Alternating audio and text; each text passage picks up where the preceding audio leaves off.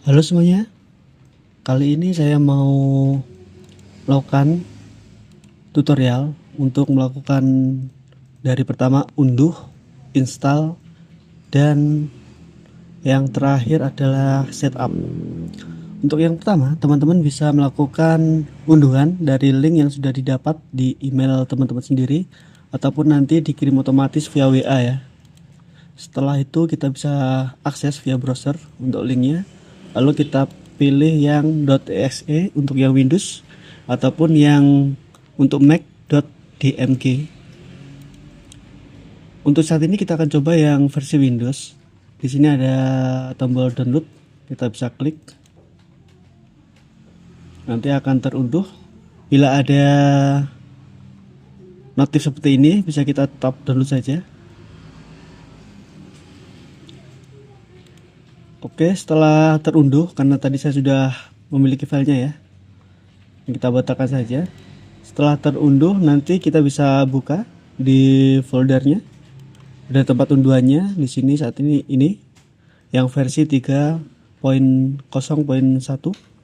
Kita bisa klik 2 kali pada filenya. Jika muncul Windows Protect Your PC ataupun Windows Defender, nanti bisa kita klik More Info, lalu Run Anyway. Pada setup pertama ini, kita diberi pilihan antara Only for Me ataupun Anyone.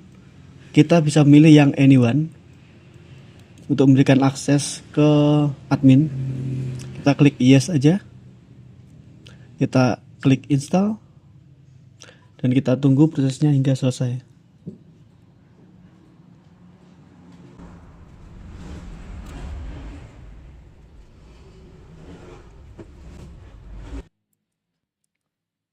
Seringkali terjadi adalah masalah Windows Defender ya. Jadi di sini kita bisa lakukan sedikit perubahan ataupun kita matikan sementara untuk Windows Defender-nya apabila nanti aplikasinya terdeteksi sebagai virus. Kenyataannya aplikasi ini aman ya, karena sudah banyak yang menggunakannya. Kami jamin aman. Dan antivirusnya false detection itu ya. Untuk mematikan Windows Defender bisa kita klik yang ini, pojok ini. Lalu kita bisa klik yang Windows Security, klik kanan, lalu View Security Dashboard. Di bagian Virus Threat Protection di sini kita bisa matikan dulu yang Virus Threat Protection setting, manage setting. Di sini kita matikan dulu ya sementara. Tapi nanti setelah selesai instalasi, aplikasinya bisa dihidupkan kembali. Tertutup. Sini sudah selesai ya, komplit ya. Kita bisa cek saja yang ini, Randana Cerdas Pro. Kita klik finish. Nanti aplikasi akan otomatis terbuka. Karena saya sudah melakukan aktivasi, jadi nanti tampilannya seperti ini ya. Bila belum melakukan aktivasi, nanti akan dihadapkan dengan halaman ataupun tampilan modal untuk aktivasi lisensi. Dan juga nanti akan muncul device ID teman-teman ya. Kita bisa masuk halaman pengaturan. Di sini ada banyak sekali pengaturan ya, pengaturan untuk aplikasinya. Di bagian detail lisensi di sini kita bisa lihat untuk detail lisensinya, device ID, pindah device dan lain-lain. Lalu di sini ada kelola multiusaha. Untuk multiusaha sendiri nanti berupa add-on ya. Jadi nanti teman-teman bisa klik hubungi admin ini untuk melakukan upgrade ke fitur multiusaha. Selanjutnya di sini ada pengaturan jaringan yang saat ini kami matikan sementara ya. Untuk pengaturan jaringan karena sudah kami rubah ke versi akses multi user browser lokal. Akses via browser. Kita coba dulu ya. Yang kita aktifkan dulu. Kita buat passwordnya. Password aksesnya. Kita aktifkan. Untuk portnya kita buat default saja. Kita simpan dan jalankan. Kita bila muncul dulu do you want to allow public and private network. Kita klik allow aja. Kita tunggu. Di sini akan muncul alamat akses browser ya. Kita bisa copy di sini. Kita coba di browser apakah muncul untuk alamatnya. Untuk passwordnya tadi ya sudah muncul ya. Jadi nanti teman-teman bisa melakukan akses satu aplikasi dari berbagai device ya, via browser saja, bisa juga via HP. Yang terpenting dalam satu jaringan. Untuk tampilannya sama. Ini yang utama, ini aplikasi utama. Ini yang versi browser.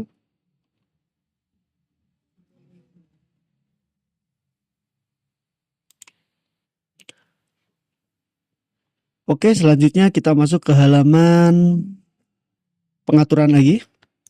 Di sini ada fitur tambahan yang terbaru adalah tata letak menu. Di sini kita bisa merubah dari vertikal kiri yang seperti ini tampilannya, ataupun kita rubah ke tab navigasi atau horizontal atas. Sekarang kita coba ke tab navigasi ya. Kita simpan. Hasilnya akan seperti ini.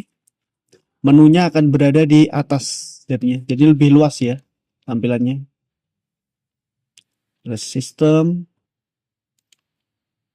dashboard utama, pengalihan antar usaha. Selanjutnya kita yang paling utama adalah masuk ke halaman kategori, karena di sini nanti semuanya berpusat ya, dari pengeluaran, pemasukan dan lain-lainnya, dan juga inventaris ataupun produk. Contoh yang pertama kita membuat untuk tipe produk gadget, tipenya kita pilih produk. Untuk bagian tipe pembelian sendiri nanti sudah auto ya, otomatis. Jadi teman-teman tidak perlu membuat kategori baru dengan tipe pembelian.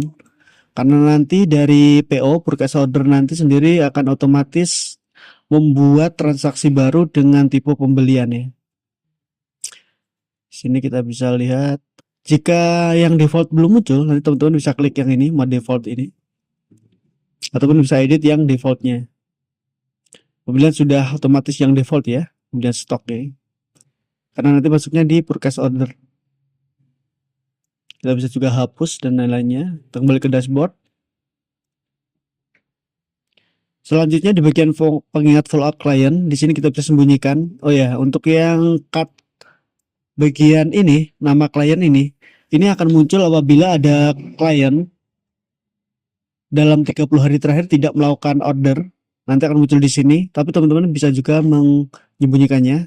Kita klik sembunyikan saja di sini, nanti tidak akan muncul. Yang muncul hanya invoice ataupun hutang piutang yang melakukan yang jatuh tempo. Selanjutnya bagian ekstrak di sini. Oh ya, untuk pos dulu saja ya, karena banyak yang request kemarin. Untuk pos sendiri kami menambahkan berapa poin. Kita masuk ke halaman pos dulu. Di sini saat membuka sesi, di sini ada nama kasir. Jadi nanti teman-teman bisa merubah nama kasirnya sesuai kasir yang aktif ya. Kita coba buka sesi baru saja dulu. Pilih akun kas. Di sini teman-teman bisa menambahkan akun kas awal yang saat ini contohnya akun kas di Laci ya. Saat ini ada dari 100.000 contohnya. Kita buka sesi baru. Kita melakukan penjualan. Sini tunai bayar contohnya 50.000. Kembalian 30.000, simpan stok. Untuk stok sendiri nanti tampilannya untuk thermal printer ya. Ukurannya 58 mm-an. Dan juga nanti akan muncul logo usahanya di sini. Tapi karena saat ini belum kita simpan untuk detail usahanya, nanti tidak akan muncul. Lalu kita bisa klik riwayat. Di sini juga bisa masuk riwayat di sini. Kita bisa juga ke halaman riwayat penjualan. Nanti semua riwayat akan masuk di sini ya. Total penghasilan, omset, transaksi, tunai, transfer dan lain-lainnya. Dengan filter-filternya. Selanjutnya ke halaman sistem pengaturan. Di sini teman-teman bisa melakukan atau memasukkan detail usahanya ya. Di sini ada nama usaha, upload logo dan lain-lainnya.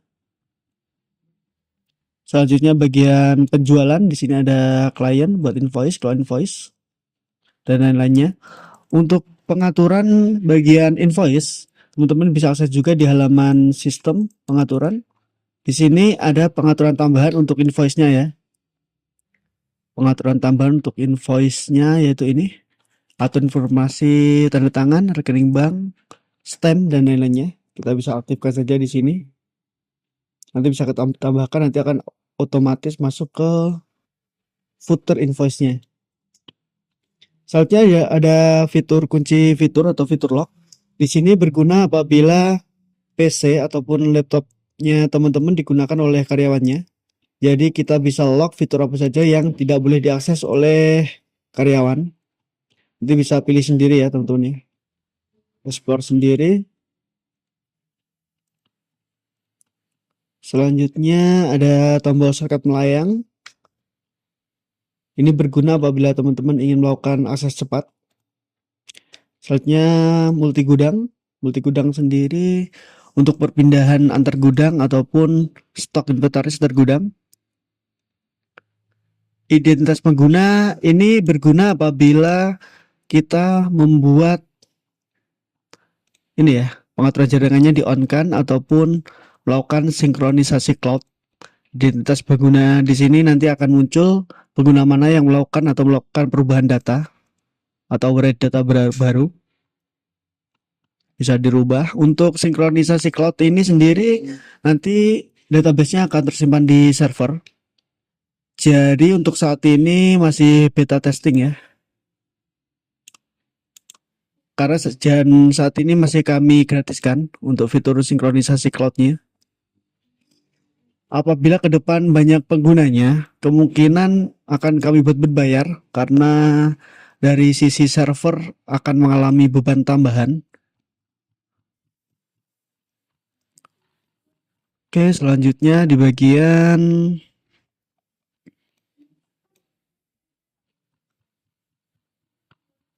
inventaris ya. Di sini yang ada banyak sekali fitur tambahannya. Kita masuk ke bagian operasional lalu inventaris. Di sini ada beberapa aksi ya, beberapa tombol tambahan. Mulai dari tracking produk, ini untuk tracking penjualannya ataupun stok produknya.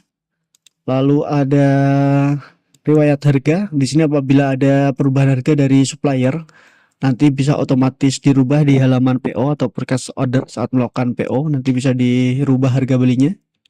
Lalu di sini ada catat rusak atau hilang. Ini biasanya untuk opname produk ya. Untuk produk opname. Di sini bisa kita pilih untuk barangnya hilang ataupun barang rusak dan lain-lain. Di sini sudah ada produk paling laris, perlu restock, ringkasan inventaris dan lain-lainnya. Lalu di bagian keuangan, di sini ada rekap harian. Jadi teman-teman nanti bisa melakukan rekap harian untuk cetak laporannya. Hari ini ada berapa penjualan dan lainnya. Dan nanti akan tersimpan di riwayat ya. Contohnya kita cetak saja. Untuk riwayat harian sendiri juga ada versi yang WhatsApp. Teman-teman bisa mengaksesnya di bagian ekstra, lalu bagian tool data dan WA. Di sini teman-teman bisa melakukan rekap harian juga tapi berbasis WA ya. Tentunya tanggal rekapnya, nama, lalu nomor WA penerima nanti akan otomatis dikirim ke nomor ini. Lalu template-nya yang lengkap atau paragraf. Sini akan muncul ya rekap harian, bisa Anda Rabu 17 Juni pemasukan, pengeluaran, laba bersih, jumlah transaksi, salam. Kita bisa rubah contohnya.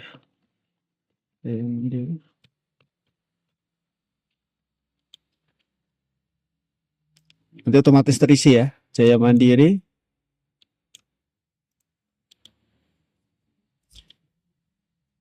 Di halaman ekstra ataupun digital tool ini juga nanti ada banyak sekali fitur tambahan dari WA link maker, QR code maker, kalkulator harga ataupun HPP. penghitung HPP, lalu barcode, membuat barcode generator ya, lalu template pesan, lalu konversi satuan, slug generator, terbilang, kalkulator PPN, undian, target omset, lalu label harga. Untuk label harga sendiri nanti akan otomatis ya, tinggal teman-teman cek saja produk mana, nanti akan masuk di sini semua produknya. Lalu kita klik cetak label. Tampilannya akan seperti ini. Bisa kita rubah warna-warnanya. Selanjutnya di bagian ekstra lagi, di sini ada pajak dan SPT. Oh ya, ada menu tambahan lagi catatan. Kita ke pajak SPT dulu. Di sini ada tambahan fitur yaitu laporan SPT untuk usahanya. Apabila jenis pajaknya adalah badan atau CV dan penghasilannya masih di bawah penghasilan kena pajak ya, nanti statusnya akan nihil dan bisa kita cetak ataupun export hasilnya.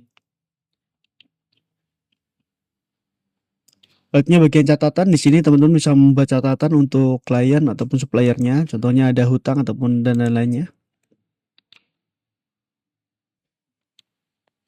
Selanjutnya di bagian SDM, di sini ada data karyawan, slip gaji, kelola payroll, dan pengaturan payroll. Yang terbaru adalah pengaturan payroll. Di sini teman-teman bisa menambahkan tanda tangan ataupun stempel. Kita bisa atur di sini ya. Nanti live previewnya seperti ini nanti. Transparansi untuk stempelnya juga bisa. Selanjutnya di bagian operasional, apabila kita sudah melakukan aktivasi pada bagian kelola gudang ataupun fitur gudang, nanti akan muncul dua menu baru yaitu kelola gudang dan turnover stok. Di sini teman-teman bisa kita aktifkan dulu kelola gudangnya.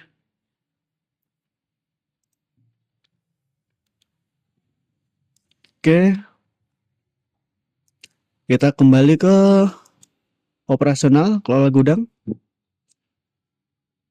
Setiap kali teman-teman membuat gudang ataupun aktivasi gudang, nanti akan otomatis muncul gudang baru ya, namanya gudang utama. Di sini nanti inventaris ataupun produk teman-teman akan masuk ke gudang utama yang defaultnya. Teman-teman bisa menambahkan gudang baru, contohnya gudang baru dua, alamatnya Jalan Jawa. Kita simpan. Oke, kita bisa lihat stoknya. Ada stok, total nilai, transfer stok antar gudang. Di sini nanti catatannya. Selanjutnya bagian pembelian, kita bisa membuat PO dari supplier. Kita bukan supplier dulu nanti.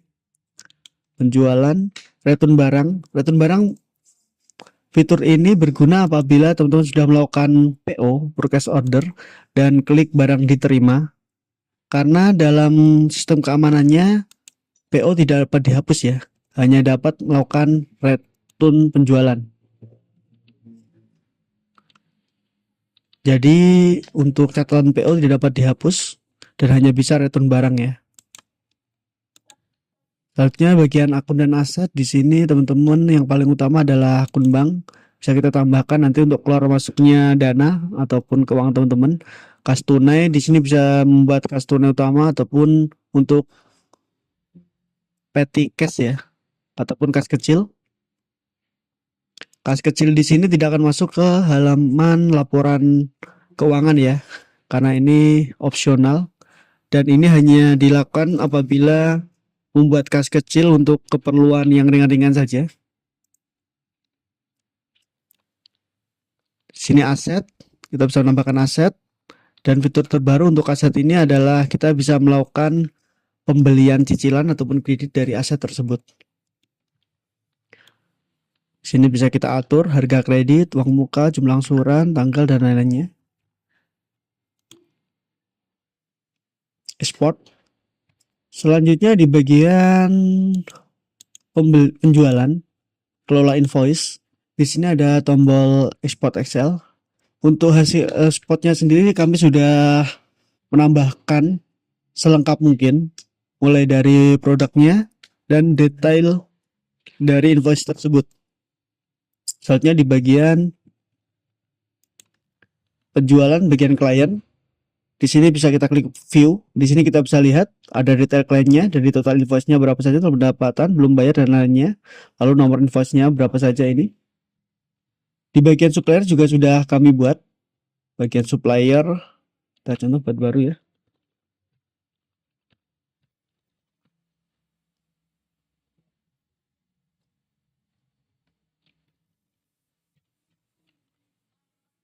Ini sebagai contoh saja, kita simpan. Di sini ada aksi, bagian icon mata ini lihat detail. Di sini juga sudah muncul untuk detailnya, total PO, total pengeluaran sudah dibayar, membayar dan lain-lainnya. Selanjutnya bagian laporan. Di sini ada beberapa tipe laporan, dari laba rugi, neraca, arus kas, histori transaksi, rasio keuangan, KPI dashboard, analisis tren, laporan komparatif, analisis break-even, dan laporan penjualan pos. Laporan penjualan pos juga dapat kita akses di halaman tadi ya, riwayat penjualan ini ya.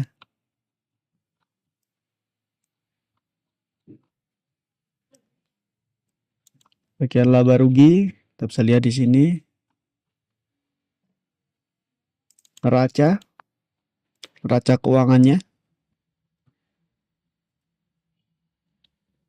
Kita bisa ekspor ke Excel. Selanjutnya inventaris. Di sini kita bisa melakukan import dan ekspor. Saat ini ada menu baru yaitu import data.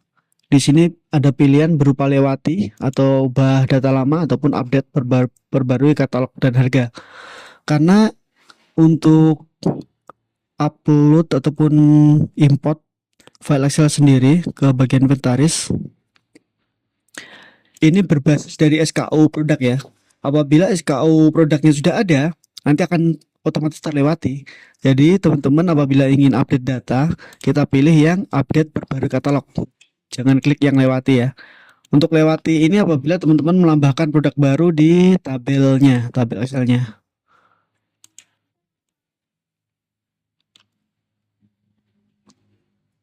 Pertama bisa unduh template-nya ya untuk diisi nanti.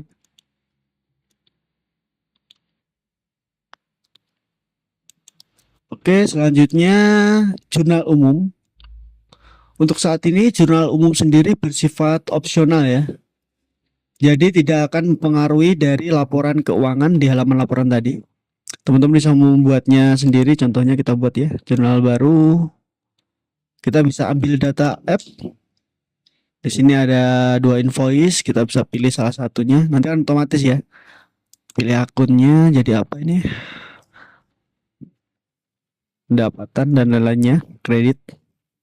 Kita bisa simpan. Lalu kita bisa export.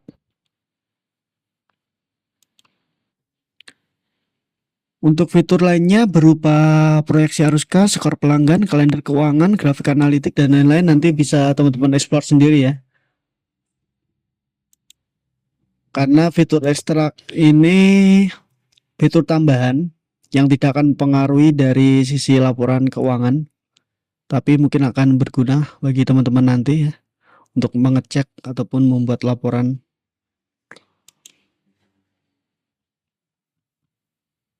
Contohnya kalender keuangan di sini kita bisa cek ya pada tanggal berapa ada jatuh tempo atau enggak dan lain-lainnya.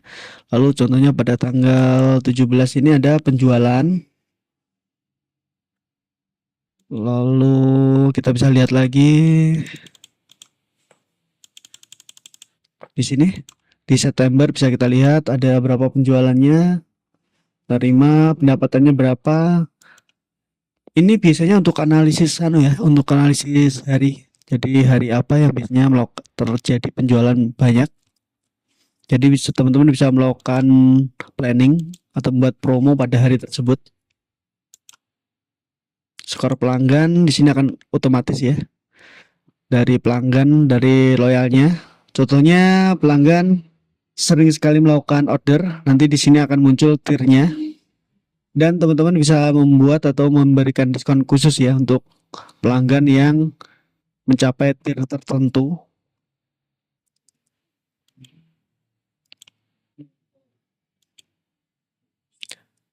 Selanjutnya dashboard utama di sini ada panduan langkah awal. Saat pertama kali teman-teman nanti install dan buka aplikasinya, di sini ada panduan langkah awal. Kami sarankan teman-teman untuk mengikuti langkahnya ya. Mulai dari detail usaha, kategori keuangan, akun kas dan bank, data supplier, data klien, stok inventaris, cash order, dan invoice pertama. Buat invoice pertamanya. Nanti bila semuanya sudah tercentrang ataupun sudah diisi, nanti akan otomatis hilang ya. Atau bila teman-teman tidak ingin melihatnya lagi, bisa klik yang X ini, kita tutup. Baik, mungkin itu saja untuk kali ini untuk review singkatnya ya. Karena di sini banyak sekali fitur, mungkin kedepannya akan kami buatkan video per fiturnya saja. Selamat siang dan terima kasih.